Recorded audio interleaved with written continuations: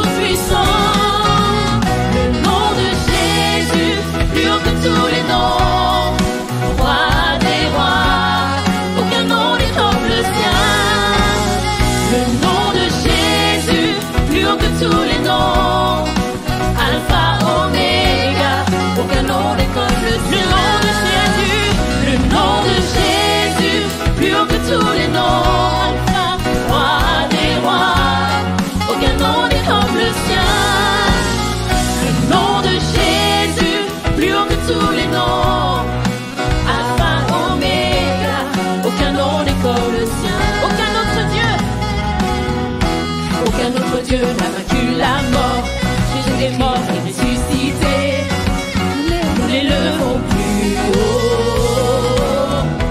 En ton nom, tout genou fléchit, en ton nom, tout homme est sauvé. Nous invoquons ton nom, le nom de Jésus, plus haut que tous les noms. Roi des rois, aucun nom n'est comme le sien. Le nom de Jésus, plus haut que tous les noms. Alpha, Oméga, aucun nom n'est comme le sien. Va proclamer le nom de Jésus.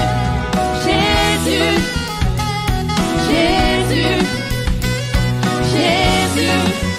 Oh, oh, Jésus, Jésus, Jésus, Jésus. Oh, oh, Jésus, Jésus, Jésus, Jésus. Oh, oh, Jésus, Jésus, Jésus, Jésus. Oh, oh, le nom de Jésus, le nom de Jésus, plus haut que tous les noms. Roi des rois, aucun nom n'est comme le sien. Le nom de Jésus, plus haut que tous les noms. Alpha, Oméga, aucun nom n'est comme le sien. Alléluia, le nom de Jésus. Alors peut-être que c'était un peu trop rapide et trop fort pour vous. On va reprendre et on va peser le refrain tout doucement. Le nom de Jésus, plus haut que tous les noms. Roi des rois, aucun nom n'est comme le sien. Le nom de Jésus est plus haut que tous les noms. Alpha, Oméga, aucun nom n'est comme le sien. Le nom de Jésus, plus haut que tous les noms. Roi des rois, aucun nom n'est comme le sien. Le nom de Jésus, plus haut que tous les noms. Alpha, Oméga, aucun nom n'est comme le sien. Alléluia. Aucun nom n'est comme le nom de Jésus. Je voudrais saluer tous les frères et sœurs, les amis qui nous suivent par Internet. Et puis, je voudrais saluer les ados du caté qui sont là ce matin avec nous. Waouh, ils sont là-haut. Merci d'être avec nous ce matin. Merci à toute l'équipe qui s'occupe d'eux aussi. Merci aux enfants. Il y a des enfants qui sont avec nous ce matin. Le programme des enfants est fermé pour aujourd'hui, pour permettre aussi à chacun de participer. C'est notre joie que de former ensemble l'Église de Jésus-Christ, toutes les générations qui sont réunies là, dans ce lieu. C'est un bon moment que nous passons ensemble. Merci mes frères. Gloire au Seigneur. C'est un peu un milieu de vacances pour tout le monde. Là. Enfin, en Suisse, ça s'arrête. Il ne faut pas trop le dire à mon fils, mais ça continue en France. Donc, il y a quand même des jalousies qui peuvent se créer, n'est-ce pas? Et oui, en France, ils ont 2 semaines de vacances, là. Bon. 35 heures. Ouais, 35 heures, c'est ça. Gloire à Dieu. En vacances ou pas en vacances, le Seigneur, lui, est toujours avec nous. Que c'est bon d'être ensemble. Béni soit notre Seigneur. Voilà, nous allons ouvrir ensemble la parole de Dieu dans quelques instants. Vous pouvez déjà ouvrir vos Bibles dans l'épître de Paul aux Galates, que vous soyez dans la salle, que vous soyez en train de suivre ce message sur Internet, en direct, ou peut-être dans les jours à venir. Nous vous remercions encore d'être avec nous. Et donc, Galates, chapitre 5, on y vient dans quelques instants. C'est mon 3e message aujourd'hui autour de cette thématique de la foi. La semaine dernière, nous avons parlé des boucliers des héros. Vous vous rappelez, la foi et le Saint-Esprit. Et puis, il y a quelques semaines en avant, j'avais parlé du lien entre la foi et l'espérance. Nous avons vu comment l'espérance nourrit, bâtit la foi, et comment la foi est une anticipation de l'espérance. L'espérance est céleste, la foi est terrestre, mais par la foi, nous pouvons commencer déjà à vivre ce qui est céleste. Gloire au Seigneur. La foi et l'espérance ont donc un lien très fort, mais nous ne pouvons pas oublier qu'elles ne sont pas toutes seules. Paul a écrit qu'il y a 3 choses qui demeurent. Il y a la foi, l'espérance, mais il y a une chose qui est encore plus grande parmi ces 3 choses qui demeurent, c'est l'amour. Et s'il y a, oui, un peu en retard, mais vous avez raison. Mais s'il y a un lien entre la foi et l'espérance, il y a aussi un lien entre la foi et l'amour. Et ce lien est tellement important, nous allons le voir dans notre texte, qu'il donne même toute sa valeur à la foi. Sans ce lien, la foi n'a pas de valeur.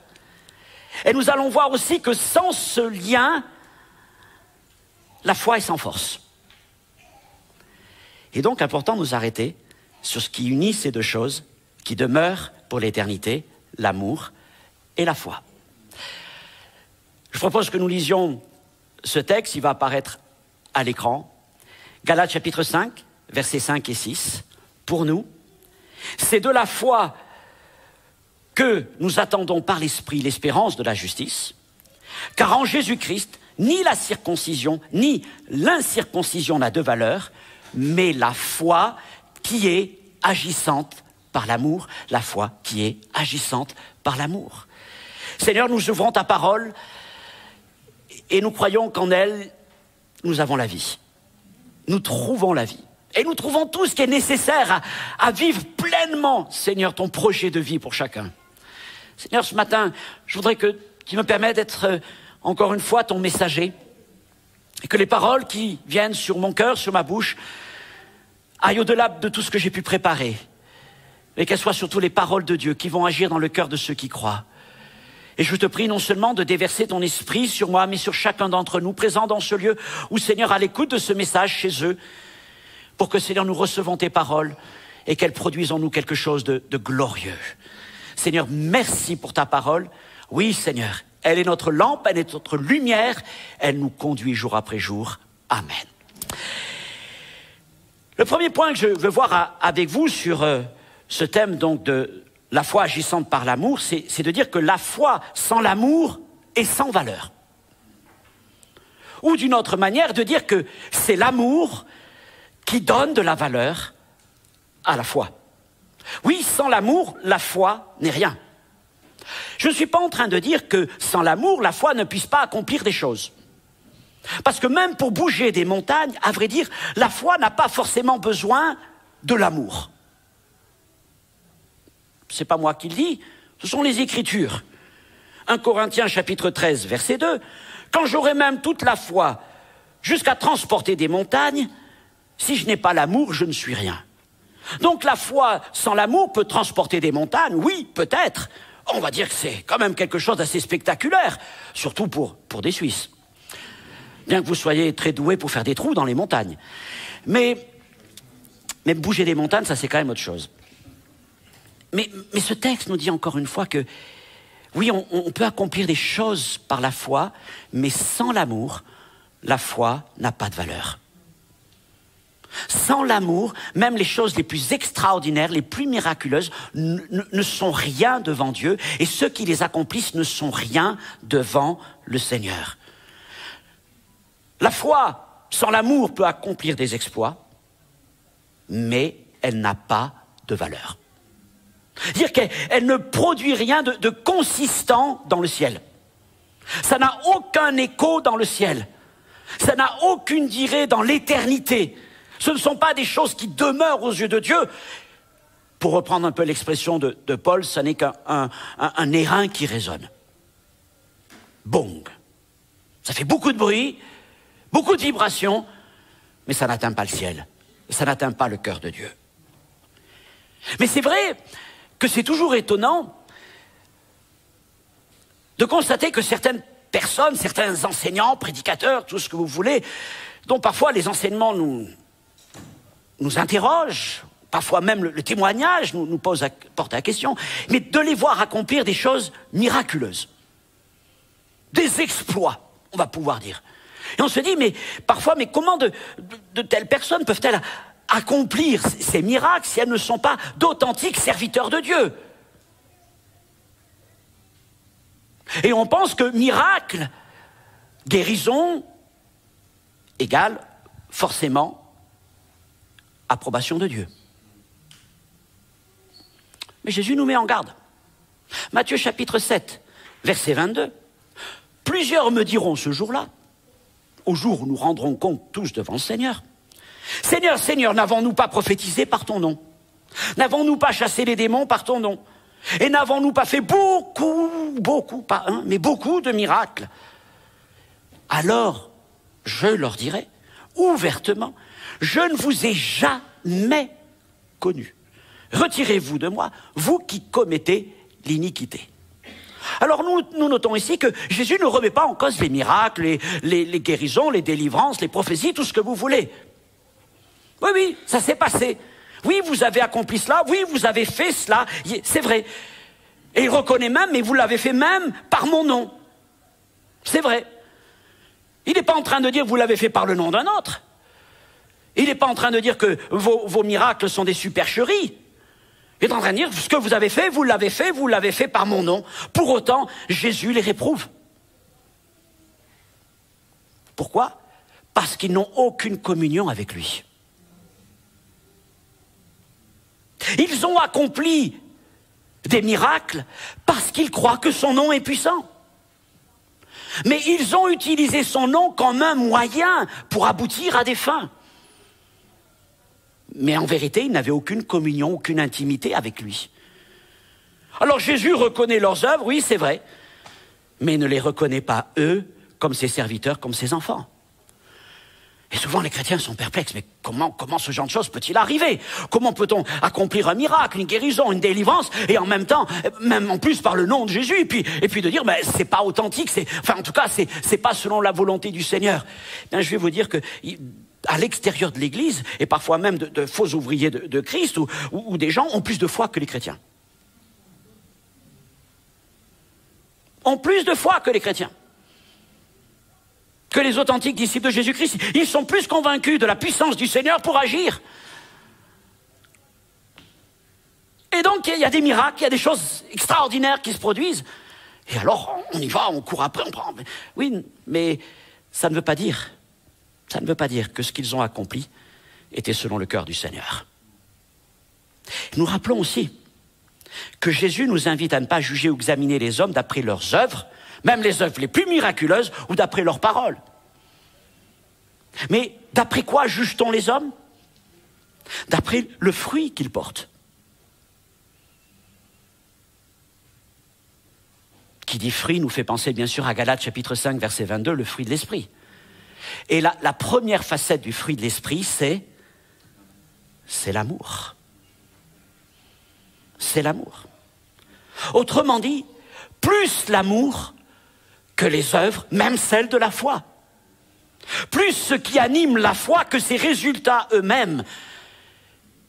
Et en conclusion de ce premier point, nous pouvons dire que l'amour donne sa valeur à la foi.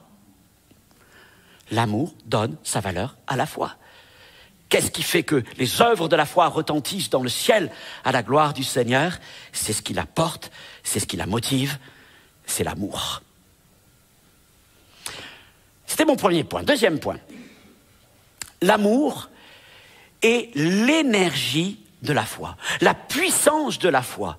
J'aurais pu mettre presque mais c'est moins joli, le carburant de la foi.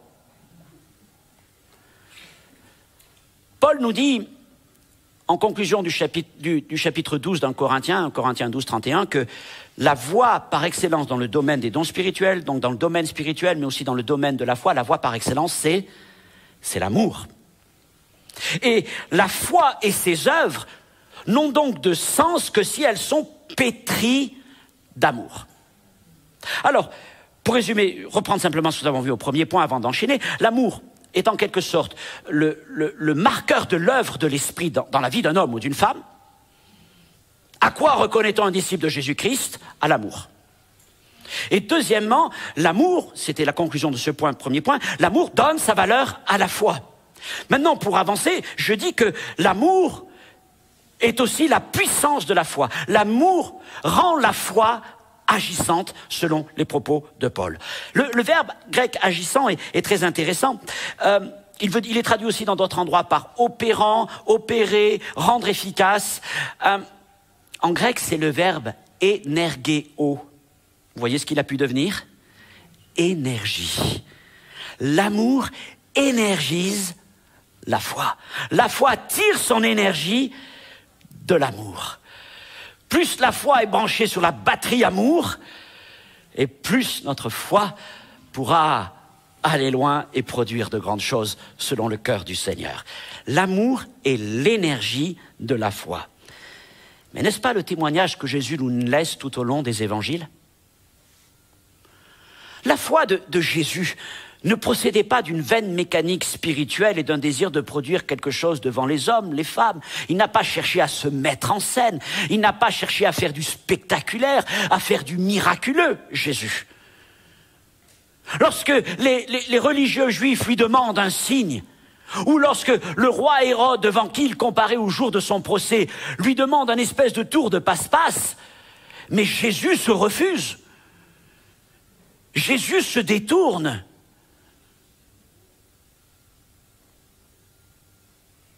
Il ne cherche pas à faire des choses pour faire des choses, à produire du miraculeux pour produire du miraculeux. C'est pas ça qui motive le Seigneur. Mais qu'est-ce que nous montrent les évangiles?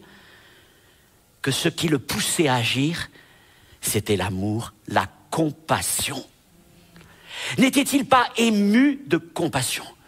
Ému de compassion devant les brebis dispersées de la maison d'Israël? N'était-il pas ému de compassion devant ceux qui venaient à lui, qu'ils soient juifs ou non juifs, qu'ils soient comme cet homme Jairus de bonne réputation, qu'ils soient comme cette femme à la perte de sang qui était une femme donc mise à l'écart de la société et qui vient se jeter à ses pieds, ou comme encore cette femme pécheresse qui vient pleurer là aussi à ses pieds dans la maison des religieux juifs. Jésus était toujours ému de compassion devant les malades, les accablés, les brisés, tous ceux qui gisaient sous l'empire du diable et du péché. Ému de compassion. Ému de compassion lorsque, approchant du village de Naïn, il voit sortir ce cortège de deuil, de tristesse, de douleur. Voilà une femme qui est déjà veuve et qui va porter en terre cet enfant unique qui était le sien. Et Jésus est ému de compassion. Voilà, Jésus est ému de compassion devant ces aveugles qui crient vers lui, Seigneur, aie pitié de nous, aie pitié de nous. Et dans les textes concernant Bartimée, il est dit, quel moment extraordinaire, Jésus s'arrêta. Jésus s'arrêta et son cœur se manifesta encore à l'égard de cet homme ému de compassion. L'amour est ce qui pressait le Seigneur. L'amour même pour les foules qui se regroupaient nombreuses devant lui. Ces foules qui allaient là pendant des heures à l'écoute de son message. Ces foules qui pouvaient même rester des jours auprès de lui. Ces foules qui languissaient son arrivée pour pouvoir déposer leurs malades à ses pieds. Jésus les aimait. Jésus était saisi au plus profond de lui-même. Et là, nous réalisons que la foi de Jésus découlait de son amour. L'amour de Jésus envers l'humanité était la puissance de ses œuvres de foi. Mais déjà, comme un avant-goût de ce qui va venir dans la dernière partie, dans quelques instants, cet amour qui animait Jésus, c'était un débordement d'amour du Père en lui. L'amour du Père coulait en Jésus et venait atteindre tous ceux qu'il rencontrait, tous ceux qui venaient à lui. Ainsi, premier point, nous l'avons vu, l'amour est ce qui donne sa valeur à la foi. Et deuxième point, l'amour rend la foi puissante, efficace, elle lui donne son énergie. Je vais inviter Ariel à venir. Jean-Paul, tu peux me prêter le micro, s'il te plaît? Et il va partager avec nous un témoignage pour illustrer ce point. Bonjour à tous. Juste un témoignage très courtement de la puissance de l'amour de Dieu, la puissance de Jésus qui manifeste encore aujourd'hui. Juste pour le contexte, ça fait plus de 27 ans que nous nous réunissons tous les lundis matins dans mon lieu de travail et nous partageons à ce moment-là dans la prière, nous partageons nos joies, nos défis, on prend des temps de partage, d'intercession pour la ville, pour l'église, voilà. Et depuis quelques années, nous avec 3 de mes amis, nous partons donc début d'été pour une retraite, un temps de retraite et de détente. Mais nous n'ignorions pas que ce début d'été 2021, nous allions vivre un autre type de retraite.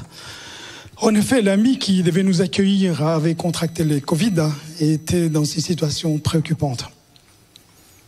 Quelques semaines après, le problème n'était plus le Covid, mais les effets secondaires de celui-ci, fatigue extrême, troubles de sommeil, respiratoire et enfin un burn-out. Celui-ci a dû être hospitalisé d'urgence aux hôpitaux cantonaux, aux hôpitaux universitaires de Genève, et ensuite transféré en France voisine. Pendant tout ce temps, nous continuons à persévérer dans la prière. Une conviction grandit alors dans nos cœurs. Nous ne devions pas annuler notre week-end, mais au contraire, rester auprès de notre frère et l'entourer. Alors le Saint-Esprit a mis une parole dans nos cœurs, basée en Actes 14, 19-20. Vous vous souvenez lorsque, à Lystre, l'apôtre Paul avait été lapidé, traîné, et hors de la ville et laissé pour mort. Le verset 20 nous dit que « Mais les disciples, l'ayant entouré, il s'éleva et entra dans la ville. » Alors que nous continuons à prier, une autre conviction grandit en nous. Nous devions aussi prendre ses frères alors, le faire sortir de l'hôpital et le prendre avec nous pour l'entourer, tout comme les disciples de Paul avaient fait. Mais comment faire? Humainement, cela paraissait complètement fou. Mais le Seigneur est toujours à l'œuvre. En effet, le vendredi où notre retraite devait commencer, les chefs du service de l'hôpital où notre ami était interné hospitalisés, téléphonent aux enfants en leur informant qu'il allait transférer leur père dans une unité psychiatrique. Mais qu'ils pouvaient venir le chercher en signant une décharge. Les enfants nous ont contactés car ils se sentaient dépassés et ne savaient quoi faire. C'est là qu'on leur a partagé ce que nous avions reçu. Prendre leur papa pour en prendre soin. Quel soulagement pour eux et quelle victoire pour nous. Alors nous voilà, quelques minutes après, en route vers l'hôpital. Mes deux amis et le fils de notre ami,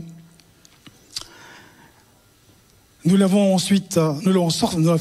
fait sortir de l'hôpital, nous l'avons installé à l'arrière de la voiture et les miracles continuaient. Il s'est endormi paisiblement comme un bébé. Arrivé à l'endroit où où nous devions arriver pour passer ces 4 jours, un autre ami m'a dit « Mais c'est mon anniversaire aujourd'hui, je voulais en fait vous inviter au restaurant ». Les miracles ont continué et nous avons pu même aller au restaurant pour fêter l'anniversaire d'un autre ami.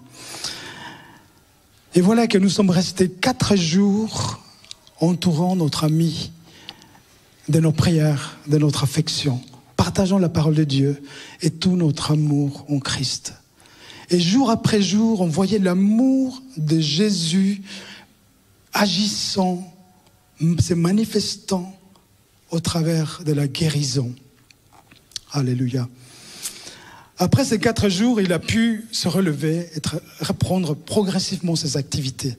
Dieu est bon et il nous appelle vraiment à entourer nos amis qui sont dans la détresse, dans l'épreuve, par nos prières, nos gestes d'amour, nos encouragements, nos soins. Le Seigneur dit aussi dans une parole en Matthieu 25, 40, « Je vous l'ai dit en vérité, toutes les fois que vous avez fait ces choses à l'un de ces plus petits de mes frères, c'est à moi que vous les avez fait. » Que le Seigneur nous bénisse ensemble. Amen.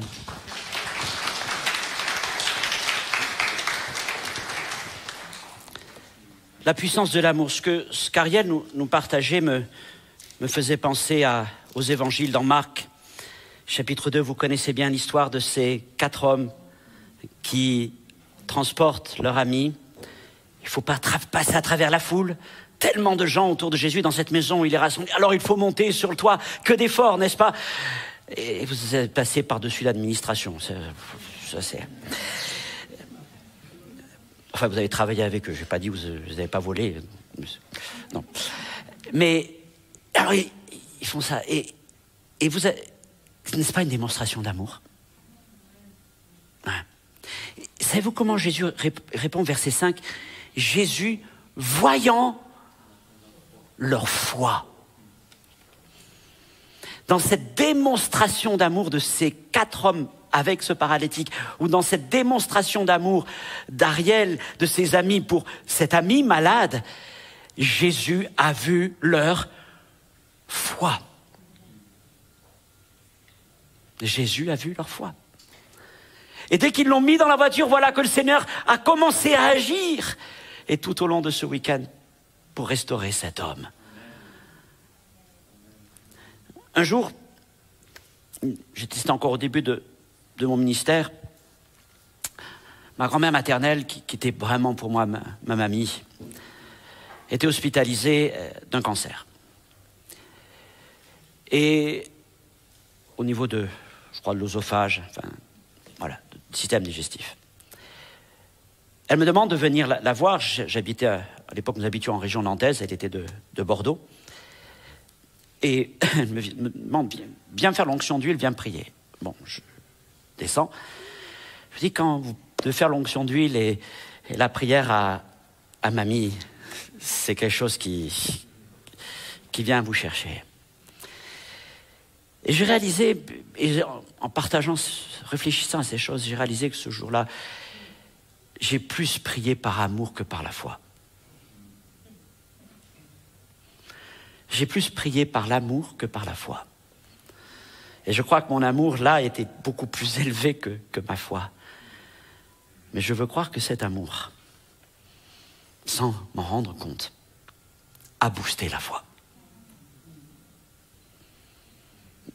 On a fait l'onction d'huile, on a prié simplement, mais c'est une femme de foi, elle aussi.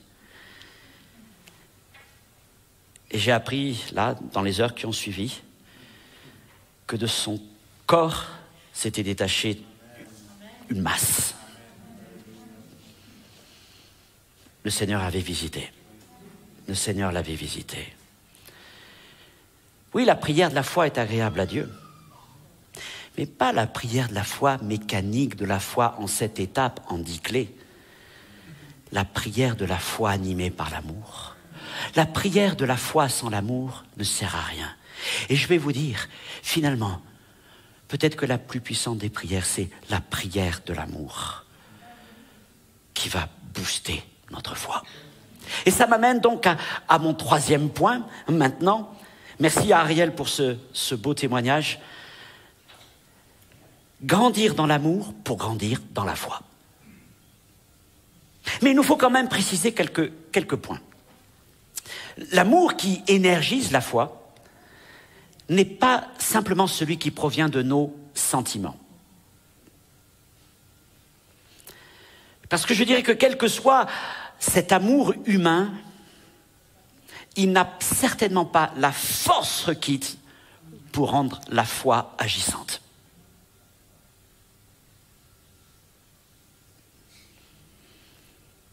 Cet amour qui énergise la foi n'est pas non plus l'amour qui consiste à prouver à Dieu que nous l'aimons suffisamment pour qu'il nous accorde ce que nous lui demandons.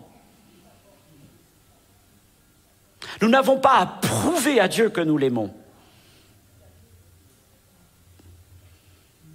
Mais c'est lui qui a prouvé qu'il nous aimait. Et 1 Jean chapitre 4 verset 19 nous dit ceci. Pour nous, nous l'aimons parce qu'il nous a aimés le premier. Parce qu'il nous a aimés le premier. Nous ne sommes capables d'aimer Dieu comme il le désire et d'aimer notre prochain comme il le désire que parce qu'il nous a aimés le premier. Aimez-vous les uns les autres comme je vous ai aimé. Et c'est cet amour-là dont la foi a besoin. Cet amour du ciel. Cet amour qui débordait du Seigneur Jésus. L'amour agapé du Père. Et Jésus était conduit par cet amour. Le Seigneur le dit dans ce verset de Jean 15, 9. Comme le Père m'a aimé, je vous ai aussi aimé. Demeurez dans mon amour. Jésus était aimé du Père. Et Jésus disait, moi et le Père, nous sommes un. Je suis dans le Père. Je suis dans l'amour du Père. Et s'adressant à ses disciples, s'adressant à nous, il nous dit, je vous ai aimé. Et quelque part, nous sommes en lui. Et nous sommes donc dans son amour. Ce que Paul exprime dans les Épîtres aux Colossiens en disant que béni soit le Père qui nous a transportés dans le Fils du royaume de son amour. Il nous a transportés dans l'amour du Père. Nous n'y sommes pas allés de nous-mêmes, mais c'est lui qui nous y a amenés. Le Père est amour, Dieu est amour. Et il a aimé le Fils de toute l'intensité de son amour. Le Fils aimé du Père nous a aimés de ce même amour jusqu'à donner sa vie pour nous à la croix. Et en tous ceux qui croient en Jésus, par l'Esprit Saint, le Père répand en eux ce même amour. L'amour du Père est dans le Fils et cet amour est aussi en nous. Et il nous place dans cet amour. Et je vais vous dire, plutôt vous rappeler Éphésiens chapitre 3, verset 19. Cet amour, c'est la plénitude de Dieu. C'est la plénitude de Dieu.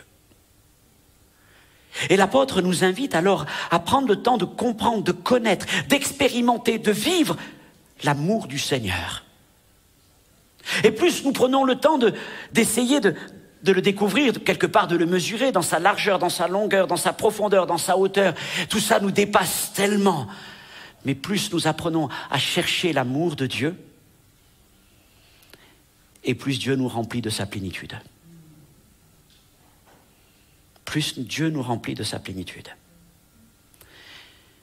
Et plus l'amour du Père grandit en nous, et plus il libère une puissance. Cette puissance qui agissait en Jésus. Et c'est cette puissance-là qui vient énergiser la foi. Et c'est cette puissance que le Saint-Esprit utilise aussi pour accomplir ses œuvres. La puissance de l'amour de Christ répandue dans nos cœurs. C'est elle qui nous permet d'accomplir par la foi des œuvres qui dépassent tout ce que nous pouvons demander ou penser. La puissance de l'amour. Alors, arrivant vers la fin, nous disons que le défi d'une foi grandissante, plus agissante, plus efficace, c'est donc avant tout celui de grandir dans l'amour de Christ, dans l'amour du Père. Rappelez-vous les disciples. Ils ont vu les miracles de Jésus. Seigneur, augmente notre foi. Jésus leur dit, mais c'est pas un problème de taille, de dimension. Parce que si vous aviez la foi aussi grande qu'une graine de sénévé, de moutarde, bien c'est suffisant pour dire à cette montagne de se jeter dans la mer ou à ce sycomore de se déraciner, d'aller se jeter dans la mer. C'est pas un problème de taille. Non, la question n'est pas là. La véritable question, celle qu'auraient dû poser peut-être les apôtres, c'est Seigneur, augmente notre amour. Fais-nous grandir dans l'amour. Oui, permets-nous d'explorer les limites qui nous dépassent de ton amour. Seigneur, élargis mon cœur, allonge mon cœur. Seigneur, approfondis mon cœur, élève mon cœur et remplis mon cœur. Plus, Seigneur, plus tu étires mon cœur. Plus, Seigneur, alors cet amour qui est en moi prend de la place. Tu remplis mon cœur de cet amour, de cet amour, de cet amour. L'amour du Père. Et plus l'amour grandit, plus la foi devient agissante. La foi n'est pas le produit d'une mécanique, de règles, de principes. Elle est le prolongement de l'amour. Elle est le prolongement de l'amour. Mais alors, question, comment grandir dans l'amour selon Christ et selon le Père? Dans quelques jours, je vais poster une vidéo d'un message que j'ai apporté aux jeunes il y a quelques semaines en septembre. Vous pourrez la voir, je ne vais pas la reprêcher puisqu'elle est là, vous la trouverez dans quelques jours. Partage un moment particulier justement sur l'amour de Dieu. Mais ce que j'ai envie de dire ce matin, c'est que pour moi, l'un des plus grands secrets de la vie chrétienne, c'est de se laisser aimer par Dieu. Comment grandir dans l'amour du Père? C'est en se laissant aimer par Dieu. En laissant Dieu nous aimer. À la manière de Marie qui est à ses pieds et qui se laisse aimer par le Seigneur, elle a choisi la meilleure part. Apprendre à se laisser aimer par le Seigneur. Et beaucoup d'entre nous, c'est si difficile de se laisser aimer. La vie ne nous a pas forcément appris à nous laisser aimer. Elle nous a plutôt appris à faire attention, à se protéger, voire à se méfier parfois. Mais l'amour du Père n'est pas quelque chose qui va nous prendre à revers. Il n'est point envieux, il n'est point calomniateur, il n'est point jaloux. Tout ce que Paul a pu écrire. Et c'est cet amour-là que le Père veut nous donner. Oui, la vie chrétienne, c'est une histoire d'amour entre le Père et ses enfants. Laissons-nous aimer par Dieu. Parce que non seulement ça va changer nos vies, mais ça va nous rendre efficaces dans le domaine de la foi. Parce que l'amour divin, oui, c'est cette énergie, c'est cette puissance qui fait grandir la foi et qui anime la foi et qui rend la foi efficace. C'est le seul amour qui soit agréable à Dieu.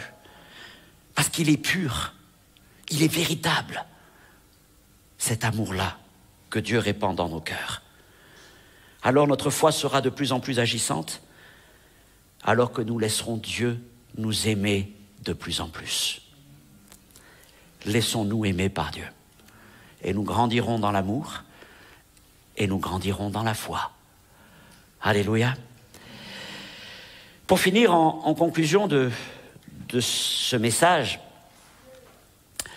nous avons donc parlé de 3 choses qui demeurent, la foi, l'espérance et l'amour. Et l'amour est la plus grande de ces 3 choses. Et nous voyons comment ces 3 choses sont liées, comment la foi est liée à l'espérance, comment la foi est aussi liée à l'amour. Et aujourd'hui, nous avons vu que l'amour donne sa valeur à la foi.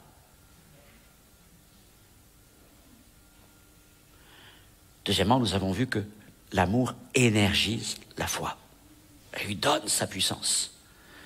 Et que donc, pour grandir dans l'amour, pour grandir dans la foi, il nous faut grandir dans l'amour de Dieu et laisser Dieu nous remplir de son amour. Peut-être ce matin, à l'écoute de ce message, que vous soyez dans ce lieu ou chez vous, vous avez besoin de dire, Seigneur,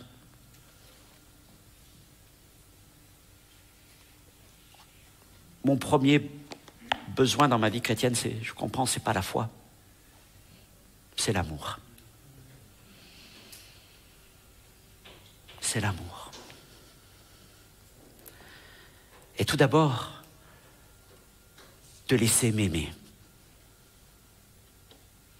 afin de pouvoir aimer les autres.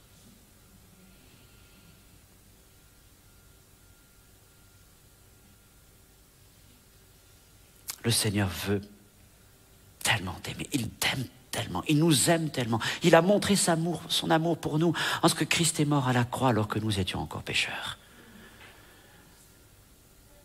Ne te refuse pas l'amour du Père. Mais abandonne-toi dans ses bras.